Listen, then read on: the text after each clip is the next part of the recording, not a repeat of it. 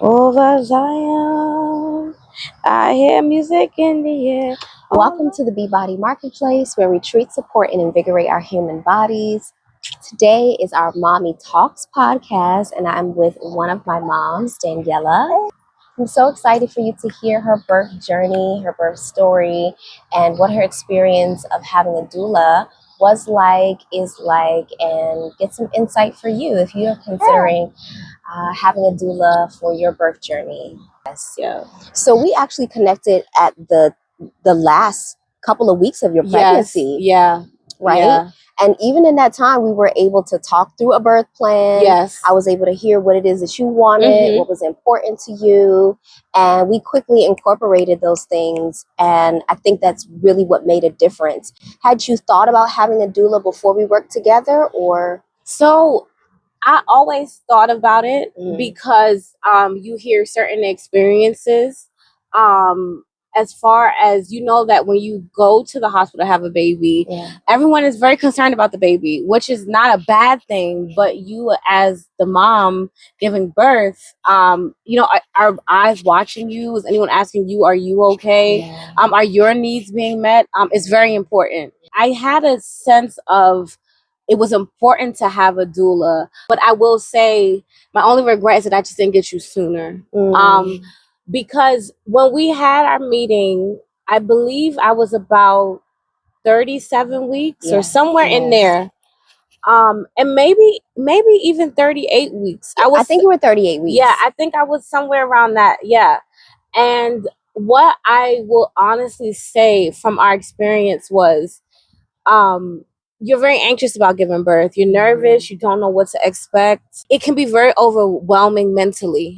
Physically, you're carrying a baby. The baby's heavier. You're heavier. It's a lot. And when we had our meeting, I got such a sense of calm. I got a sense of control over the situation. And just everything began to settle and relax. But I will say before that, it was like the anxiety, the nervousness. It was just a lot. And it's a lot of information that you get too. You know, you're taking birthing courses, you're getting information from your primary care physician. You know, you're going for exams, and all of these things are happening, and you feel like, okay, momentum and things are getting taken care of, and yet I still have all these sense of uncertainty about, how am I gonna do on that day. Yes. Wow. And with you, it was like a coaching of the birth process. Yes. Kind of what your body might feel. How are you going to react? This is how, I want you to breathe. And it's like a mock experience of the day. Exactly. And the day is still going to be that day. Yep. But having an idea on and trusting yourself and knowing and empowering yourself that you can really handle it, it really helps me a lot. It helps. I'm so glad. Yeah. You said it right. I do like to take my moms through a mock experience. It's one thing to tell someone, okay, make sure you breathe. Make sure you get in this position. You're not thinking anything in that moment. You're trying to cope with discomfort, pain. You're stimulated by hearing beeps, sounds, people talking to you, asking questions. You're adjusting to some of the most incredulous pain you've ever experienced in your life. You are going all natural, right? Let's just keep it real. And even if you're not, then you're adjusting to maybe you've got numbness in your body. Maybe you feel lightheaded, nauseous. Maybe you hadn't eaten in a couple of hours. Everybody's very excited and high strung. Your loved ones there, your parents or whoever is there. There's so much going on for a mom. And so for me, I really try to center my mothers as a doula to make sure that they feel seen, heard, and confident. And my house was full. We had a full house. And Kayla was very, and I don't want to say, I'm using the word assertive, but not like in a demanding way. But that day was about me. I was the center of the day. That's right. It wasn't about how anyone else felt. It was kind of like this was my show, and you all kind of follow along, Exactly. help along the way. Yes. Giving directions. It's my first child. It was her father's first child. Yes. And having someone to be there to guide us through this experience, it was amazing. And it took a lot of the stress out of it, because it's already a high stressful situation. So dads, do you remember how Andre was on that day? So he was outside, first of all. Landscaping, outside. Cutting grass, gardening. And I will say he was nervous. Yeah. He had no idea what to do with himself. Yeah. If you didn't know that a baby was coming, you wouldn't have known a baby was coming. Because he was just outside, you know, hey, how you doing? You good? All right, good to see you. Yeah. And that's how men are. That is how they respond to stress. They focus on the things that they can control, and they stay in that lane.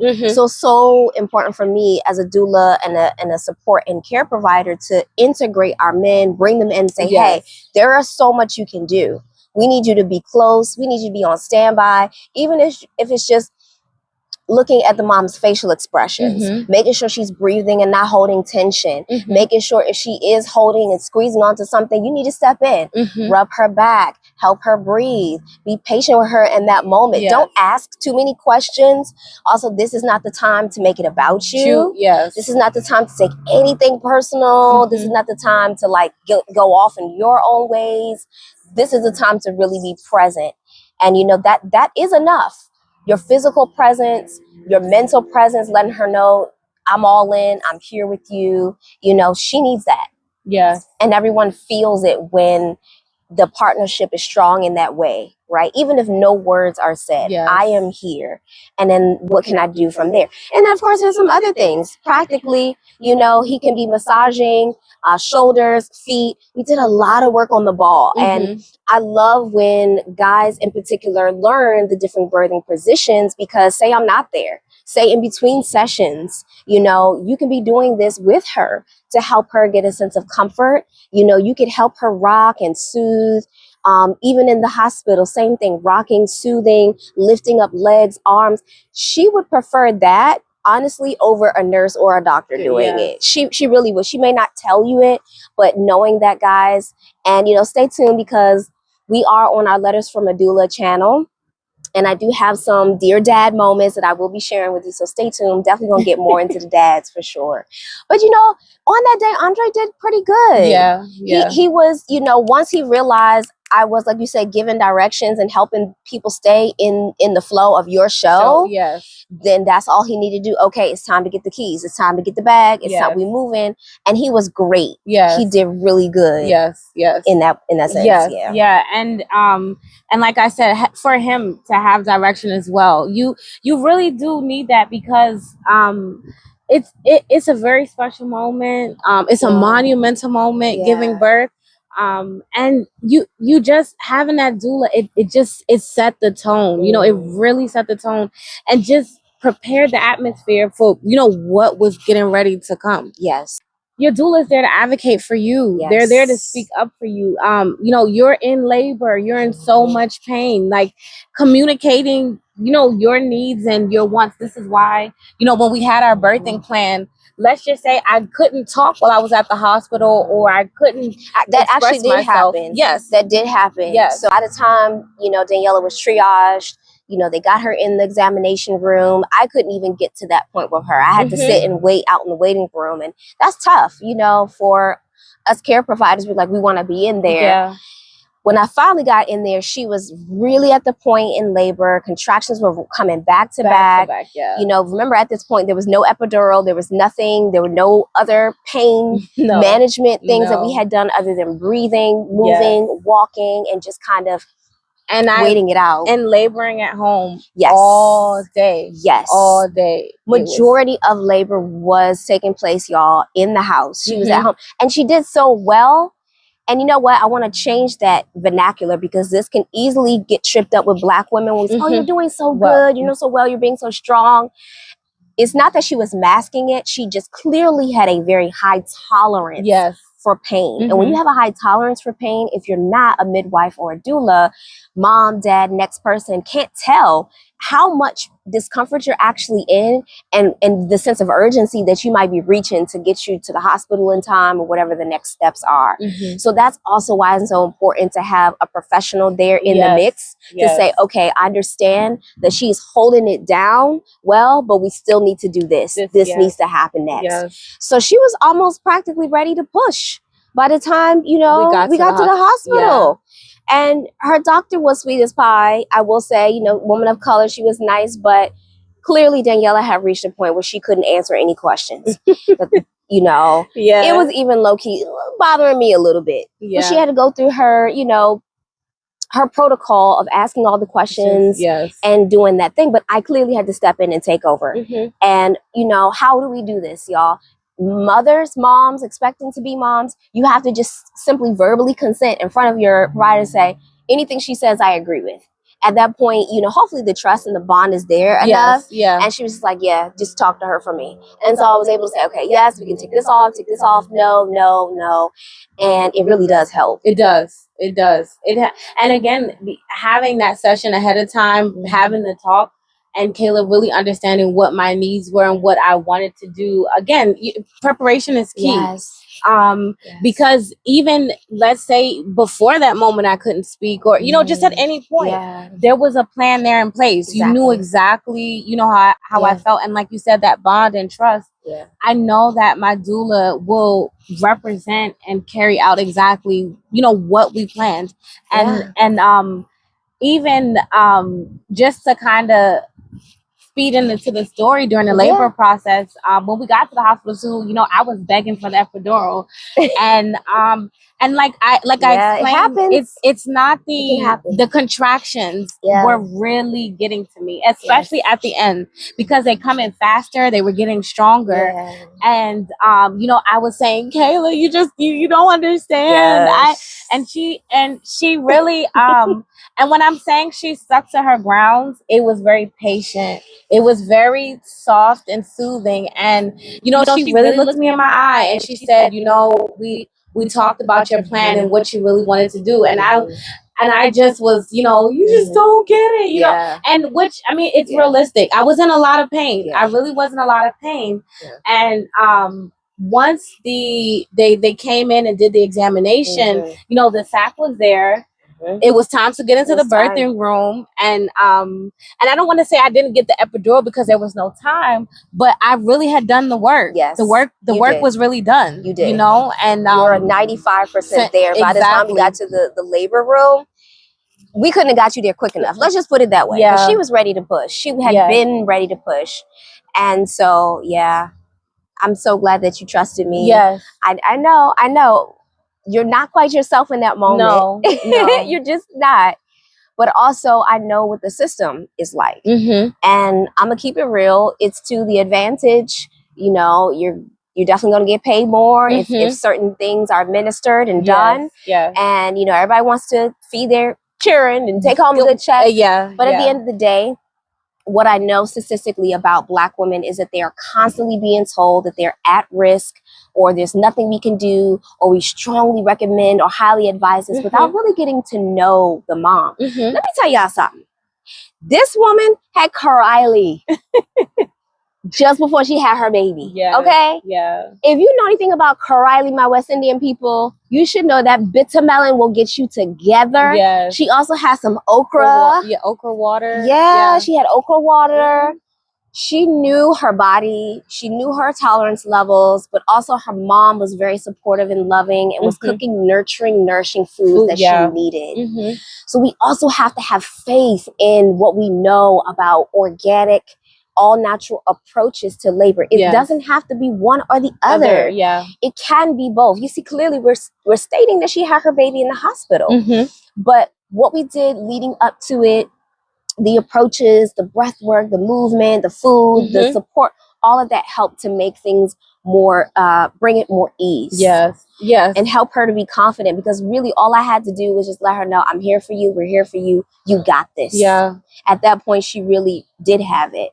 Azana came quick. We because I don't think we were in the hospital for a whole hour. I don't think we were in the hospital. We might have been there for about 30 minutes. Like into the checking in, triaging, and her birth.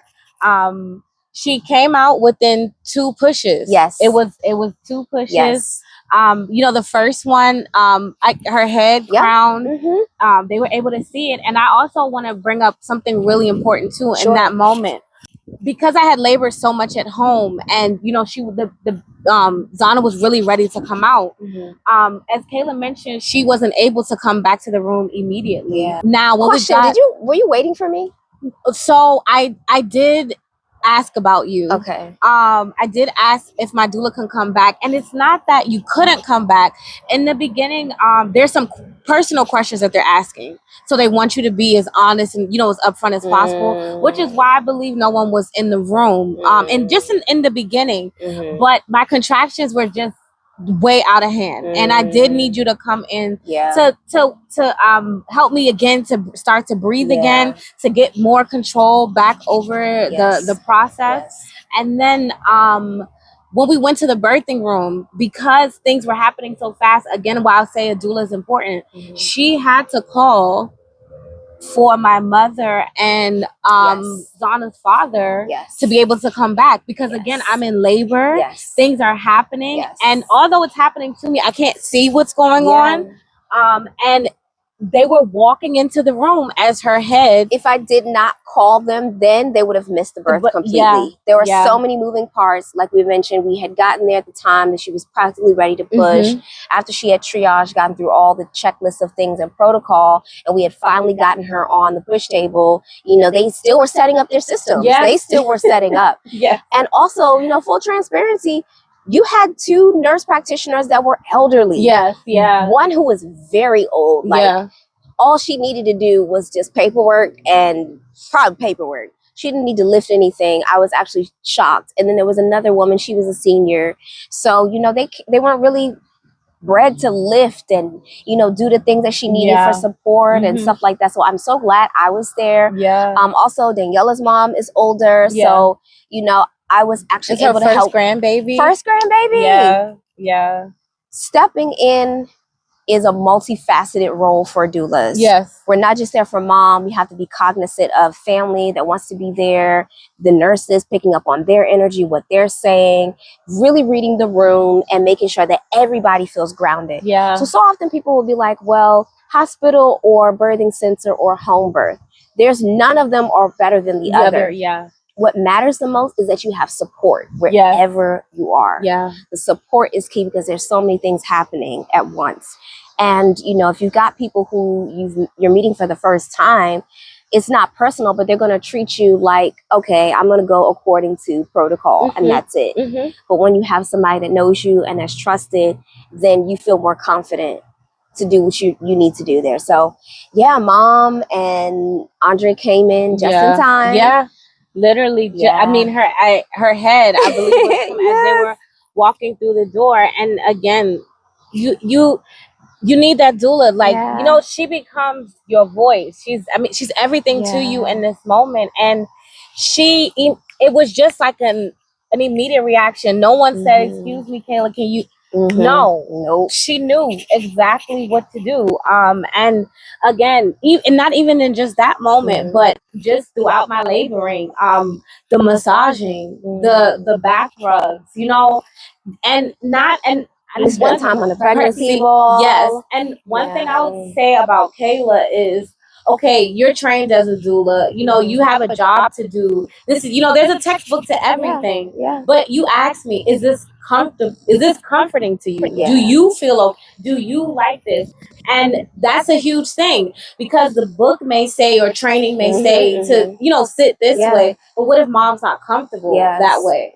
And you were always checking in with me and focusing, was that position good for me? And I would say it's an appreciation for that moment. And even like, being a first time mom, I can't stress enough, you don't know what to expect. But having the guidance through that experience, it's life changing. I tell people all the time, you need a doula.